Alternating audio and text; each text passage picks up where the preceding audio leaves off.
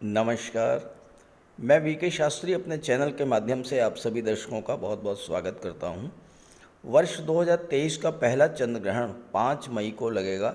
ये चंद्र ग्रहण वैशाख मास की पूर्णिमा को लगेगा और तुला राशि में विशाखा नक्षत्र में लगेगा। इस ग्रहण के दौरान कई दुर्लभ संयोग बन रहे हैं जो ग्रहण के दौरान पहली बार बनेंगे। इस ग्रहण के दौरान सूर्य, बुध, गुरु और राहु का चतुर्ग्रही योग बनेगा और शुक्र मंगल की युति भी बनेगी। ग्रहण की घटना को ज्योतिषी दृष्टिकोण से बहुत ही महत्वपूर्ण माना जाता है। हालांकि वैज्ञानिक नज़रिए से एक खगोलीय घटना है, लेकिन ग्रहण के दौरान जो विकिरण उत्सर्जित होते हैं, जो रेडिएशंस निकलते हैं, उनका दुष्प्रभाव तो समस्त चराचर जगत पर, पूरे विश्व पर पड़ता ही है। इसलिए सावधानी तो अपेक्षित है। ऐसी मान्यता है कि ग्रहण के दौरान कोई शुभ कार्य नहीं किया जाता, लेकिन ग्रहण का प्रभाव लगभग 1 माह तक रहता है, क्योंकि सूर्य और चंद्रमा जब पीड़ित अवस्था से बाहर आते हैं तो अपना पूरा शुभ फल प्रदान करते हैं। 20 अप्रैल को पहला सूर्य ग्रहण लग चुका है और ठीक 15 दिन बाद पहला चंद्र ग्रहण लगेगा। ये चंद्र ग्रहण भारतीय समय के अनुसार 5 मई को रात्रि 8:45 पर शुरू होगा और रात्रि 1 बजे समाप्त होगा। ये चंद्र ग्रहण दक्षिण पश्चिम यूरोप, दक्षिण पश्चिम एशिया, अफ्रीका, उत्तरी अमेरिका, अटलांटिक क्षेत्र, पैसिफिक क्षेत्र, हिंद महासागर के कुछ हिस्सों में नजर आएगा। हालांकि भारत में ये चंद्र ग्रहण सहज दृश्य नहीं होगा, क्योंकि ये उपछाया चंद्र ग्रहण है, लेकिन दक्षिण भारत के समुद्र तटीय इलाकों में कहीं कहीं ये दिखाई पड़ सकता है। हालांकि उपछाया ग्रहण होने के कारण भारत में सूतक काल मान्य नहीं होगा, लेकिन चंद्र ग्रहण का प्रभाव तो पड़ेगा ही। इसलिए सावधानियां और उपाय ये तो करते ही रहना होगा। विश्व के जिन जिन हिस्सों में ये चंद्र ग्रहण दिखाई देगा वहाँ पर सूतक काल मान्य होगा, और ये सूतक काल चंद्र ग्रहण के 9 घंटे पहले शुरू होगा।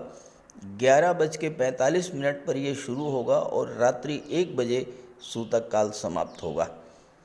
तो इस वीडियो में हम बात करेंगे ग्रहण के दौरान रखे जाने वाली सावधानियों के बारे में, गर्भवती महिलाओं के लिए विशेष सावधानियां और उपायों के बारे में। फिर बात करेंगे कन्या राशि के जातकों के जीवन पर इस चंद्र ग्रहण का क्या प्रभाव पड़ेगा। ये विश्लेषण आपकी चंद्र राशि के आधार पर किया जा रहा है और वीडियो के अंत में मैं आपको चंद्र ग्रहण से संबंधित जो बातें हैं वो मैं बताऊंगा। और दूसरी बात, कमेंट बॉक्स में किसी भी अनजान व्यक्ति के द्वारा दिए गए नंबर पर भूल करके भी कांटेक्ट मत कीजिएगा, आपके साथ फ्रॉड हो सकता है।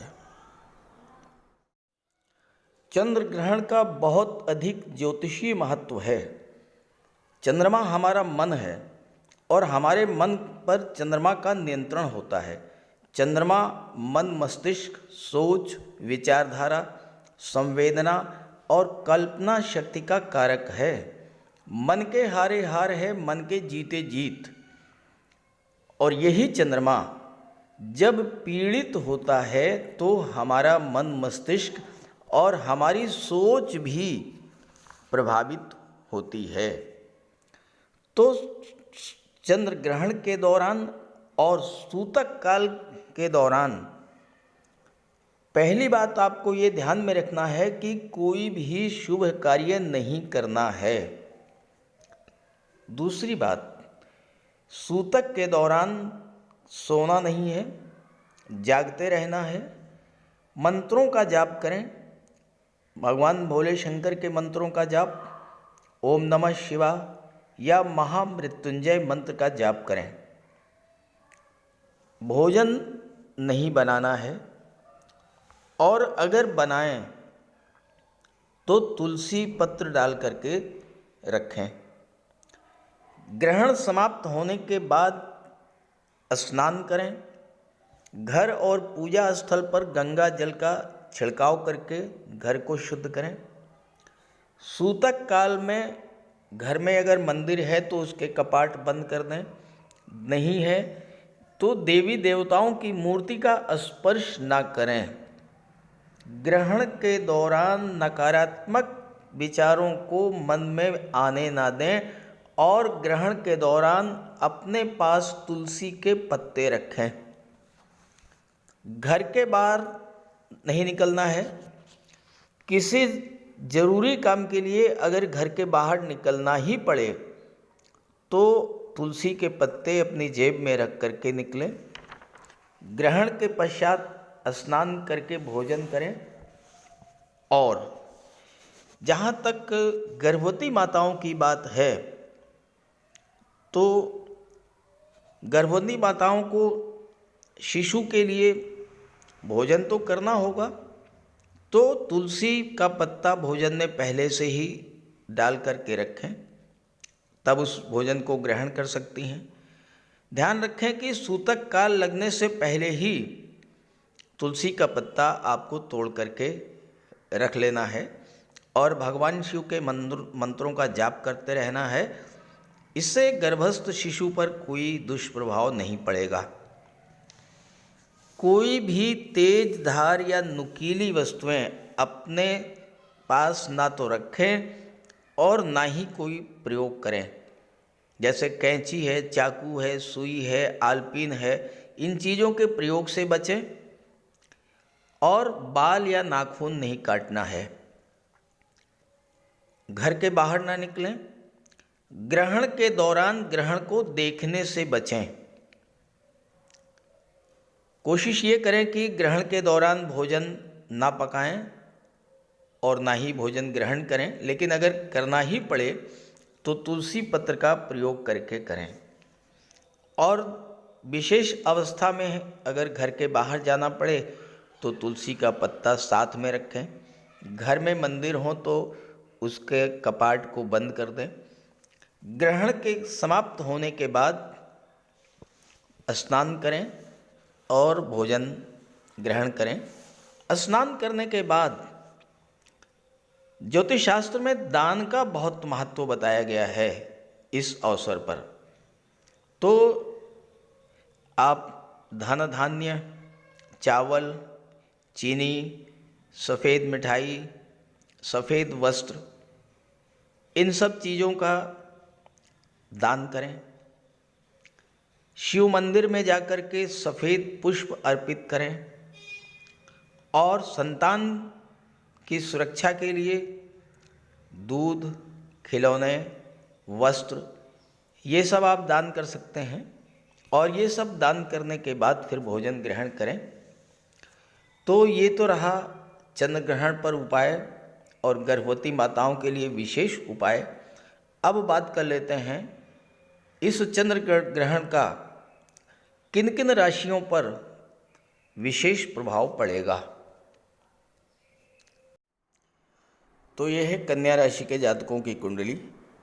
कन्या राशि ग्रहों के युवराज बुध की उच्च की राशि है और बुध का गोचर सूर्य के साथ कुंडली के अष्टम भाव में मेष राशि में हो रहा है। यहाँ पर बुध के साथ गुरु राहु भी गोचर करेंगे और सूर्य 15 मई तक यहाँ पर हैं। इसके बाद सूर्य भाग्य भाव में गोचर कर जाएंगे। कुंडली के दशम भाव में शुक्र और मंगल का गोचर है। मंगल 10 मई को लाभ के भाव में गोचर करेंगे। चंद्रमा और केतु ग्रहण के दिन 5 मई को धन के भाव में गोचर करेंगे और शनि छठे भाव में गोचर कर रहे हैं। ये तो हैं ग्रह स्थितियाँ। देखिए, चंद्रमा हमारा मन है और कालपुरुष कुंडली की चौथी राशि कर्क राशि के स्वामी हैं। चंद्रमा को कुंडली के चतुर्थ भाव में दिग्बल प्राप्त है और चौथा भाव माता का होता है, मातृभूमि का होता है। और चंद्रमा मन है, मातृत्व की भावना, जल और वो सभी तरल पदार्थ जिनसे हमें जीवन प्राप्त होता है, उन सभी चीज़ों के कारक होते हैं चंद्रमा। मासिक राशिफल का विश्लेषण करते समय हम अक्सर चंद्रमा के गोचर का विश्लेषण नहीं करते हैं, लेकिन चूंकि इस चंद्रग्रहण का प्रभाव लगभग 1 माह तक रहेगा, इसलिए मई के महीने में चंद्रमा का गोचर जिन जिन भाव में होगा, जिन जिन ग्रहों के साथ युति बनेगी, उसी के आधार पर इसका क्या प्रभाव पड़ेगा कन्या राशि के जातकों पर, इसी का विश्लेषण करेंगे। 5 मई को ग्रहण के दिन चंद्रमा का गोचर धन के भाव में होगा और इसके बाद 6 और 7 मई को चंद्रमा पराक्रम भाव में गोचर करेंगे और ये 6 और 7 मई की जो डेट हैं, चंद्रमा की दृष्टि भाग्य भाव पर पड़ेगी और चंद्रमा जैसा शुभ ग्रह अगर भाग्य भाव पर दृष्टि डाले तो फिर भाग्य का सपोर्ट तो मिलना ही है। और इसके बाद राशि परिवर्तन करके चंद्रमा 8 और 9 तारीख में चतुर्थ भाव में आ जाएंगे और यहाँ चंद्रमा दिग्बली होते हैं। चंद्रमा पर शुक्र की दृष्टि पड़ेगी, मंगल की दृष्टि पड़ेगी, तो ये समय आपके लिए, चूँकि शुक्र सुख सुविधा के, ऐश्वर्य के, लग्जरी के, कंफर्ट के कारक होते हैं, तो ऐसे में इस समय आप घर की सुख सुविधा के साधनों में वृद्धि करेंगे, कोई प्रॉपर्टी वगैरह खरीद सकते हैं और कार्य क्षेत्र में भी उन्नति होगी।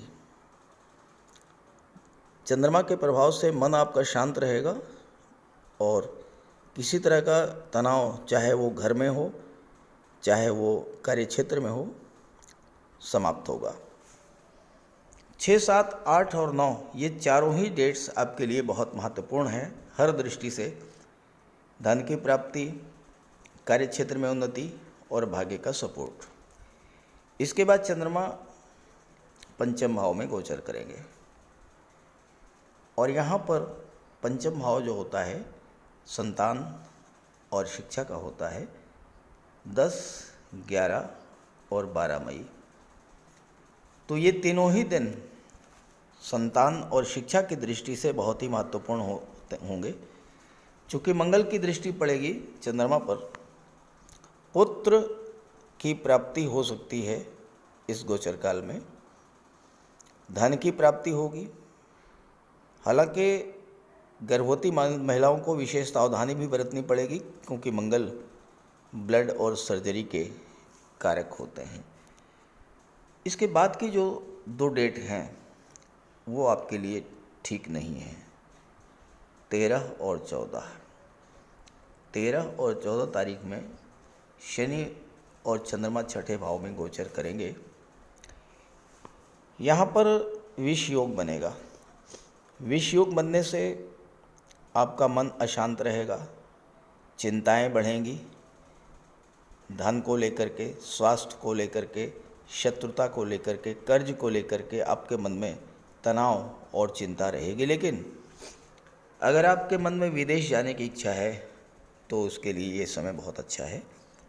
13 और 14 तारीख में आपके विदेश जाने का योग बनेगा और इसके बाद 15 और 16 की जो डेट हैं ये बहुत ही महत्वपूर्ण और शुभ हैं क्योंकि 15 और 16 तारीख में चंद्रमा आपके सप्तम भाव में गोचर करेंगे, लग्न भाव पर दृष्टि डालेंगे, तो आपका मन शांत रहेगा, मन में अच्छे विचार आएंगे और दाम्पत्य सुखों में भी वृद्धि होगी।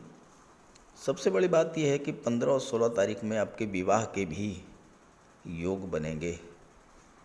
17 और 18 में चंद्रमा छठे भाव में, अष्टम भाव में गोचर करेंगे और 17 और 18 इन 2 डेट्स में भी आपको विशेष सावधानी बरतनी होगी क्योंकि अष्टम भाव में गोचर कर रहे हैं, राहु के साथ गोचर कर रहे हैं। तो चूँकि अष्टम भाव खराब भाव है, दुखों का, पीड़ा का, कष्टों का, आकस्मिक दुर्घटनाओं का, तो भगवान भोले शंकर की शरण में जाइएगा और ओम नमः शिवाय का जाप कीजिएगा, इससे आपको राहत मिलेगी। 19 और 20 में चंद्रमा का गोचर अत्यंत शुभ होगा। 19 और 20 में चंद्रमा भाग्य भाव में गोचर करेंगे और यहाँ पर सूर्य के साथ युति बनेगी। सूर्य और चंद्रमा दोनों ही ग्रह जब एक साथ भाग्य भाव में होंगे तो आपके जितने भी रुके हुए काम हैं वो सभी कार्य पूरे होंगे। और इसके बाद 19, 21, 20, 22 और 23 ये डेट्स तो बहुत ही महत्वपूर्ण हैं, क्योंकि चंद्रमा का गोचर दशम भाव में होगा और यहाँ पर शुक्र के साथ चंद्रमा की युति बनेगी। कार्यक्षेत्र में उन्नति, धन का लाभ और विवाह का प्रबल योग बनेगा। और इसके बाद 24 और 25 में चंद्रमा एकादश भाव में गोचर करेंगे। धन की प्राप्ति होगी, संतान की प्राप्ति होगी, लेकिन क्रोध में वृद्धि होगी, इसका आपको ध्यान रखना है। और इसके बाद 26, 27 और 28 ये जो 3 डेट्स हैं, 26, 27 और 28, इसमें चंद्रमा विदेश भाव में गोचर करेंगे। तो विदेश से संबंधित हर कार्य आपका पूरा होगा। विदेश जाने की आपकी इच्छा थी तो वो भी पूरी होगी। और 29 और 30 को चंद्रमा आपके लग्न भाव में गोचर करेंगे, तो ये समय भी आपके लिए अच्छा रहेगा, मन शांत रहेगा और विवाह का योग बनेगा। तो इस तरह से पूरे माह में चंद्रमा के गोचर के संबंध में कौन कौन सी डेट्स शुभ हैं, क्या प्रभाव होगा, इसकी चर्चा की है मैंने। अब ये वीडियो आपको अच्छा लगे तो अपने साथियों को भी शेयर कीजिएगा। नमस्कार।